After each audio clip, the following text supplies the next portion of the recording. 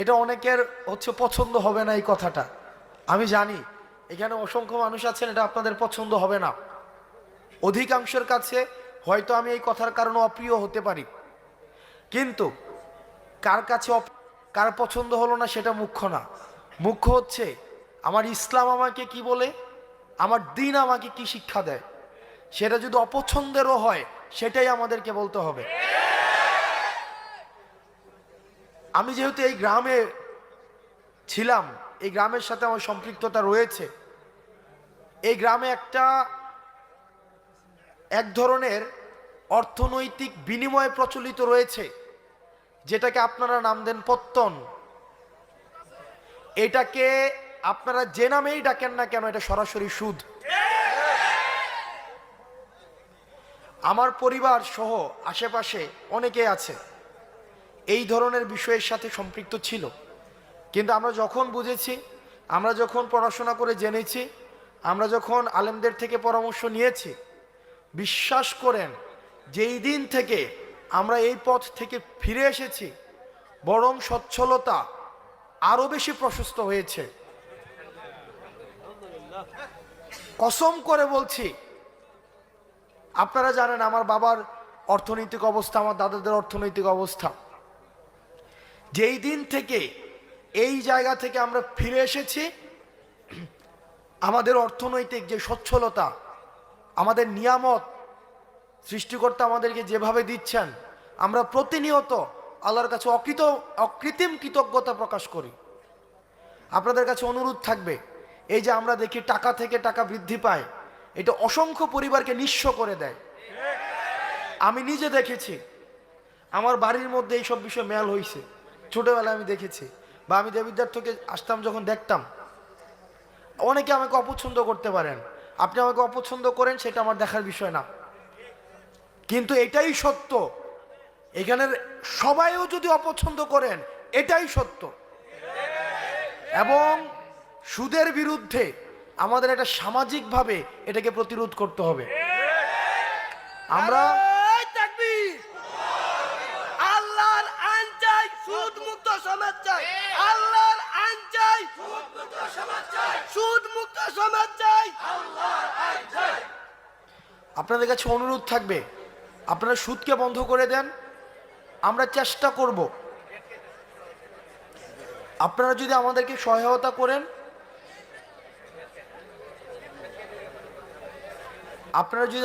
সহায়তা করেন, আমরা আমার জায়গা থেকে চেষ্টা করব সামাজিক যেই ঋণকে সহজলভ্য করা, সামাজিক ঋণ প্রদানকে সহজলভ্য করা। আপনাদের কাছে মনে হতে পারে যে এটা তো একটা মাহফিল। ইসলাম তো পূর্ণাঙ্গ দিন ব্যবস্থা। ইসলাম আমার দুনিয়া নিয়েও কথা বলে, দুনিয়া পরবর্তী বিষয় নিয়েও কথা বলে। আমাদের দুইটারই সমন্বয় ঘটাতে হবে। আমি আমার ক্ষুদ্র জ্ঞানে, আমি যেহেতু সামাজিক সমস্যাগুলো আমার কাছে মানুষ নিয়ে আসে, আমার যেহেতু দৃষ্টগোচর হয়, সেজন্য আজকে আপনারা শপথ করেন, যার এই ধরনের টাকা বিনিয়োগ রয়েছে পত্তন নামে, সুদ নামে, সেটা আর খাবেন না। আমরা ঋণকে সহজ করে দিব।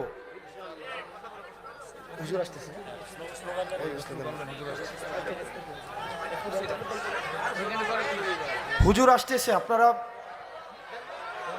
প্রধানমন্ত্রী আগমন, রবিকুল ইসলাম মাদানী সাহেবের আগমন, প্রধানমন্ত্রী আগমন, রবিকুল ইসলাম মাদানী সাহেবের আগমন, গোপালনগরের পক্ষ থেকে,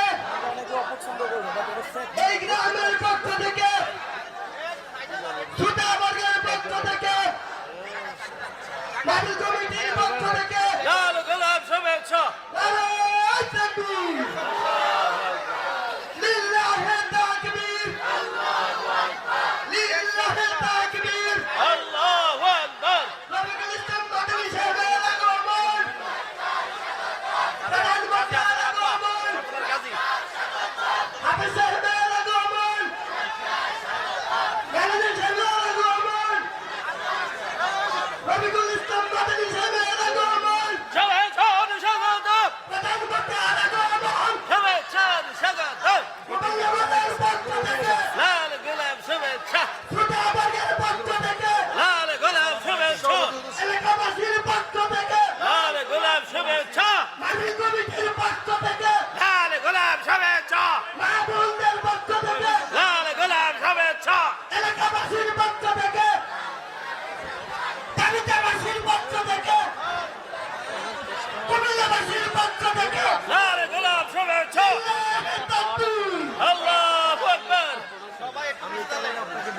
কিন্তু ওই যে আজকে আসতে পারবে আমি পেতাম না। ঢাকায় এত চরম যানজট, গাজীপুরে আপনি কল্পনা করতে পারবেন না। আরো জ্যাম। অতএব ঢাকা দিয়ে আসলে পাইতামই না।